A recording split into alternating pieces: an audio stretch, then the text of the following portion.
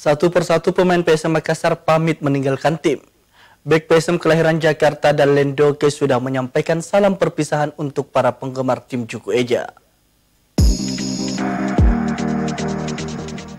Dalen Doke akhirnya memutuskan untuk tidak lagi membela PSM Makassar musim depan. Dalen Doke berterima kasih kepada PSM atas kesempatan yang diberikan selama berseragam Juku Eja. Hal itu disampaikan langsung sang pemain lewat akun Instagram pribadinya.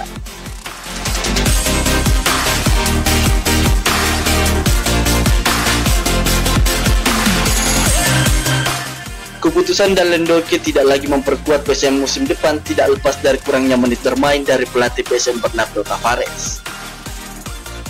Tercatat musim ini saja, pemain berusia 25 tahun ini baru bermain sebanyak 6 laga. Dia mencatatkan 1 assist, 80 umpan, 3 tackle, 3 inter, 11 sapuan, dan 7 kali melanggar.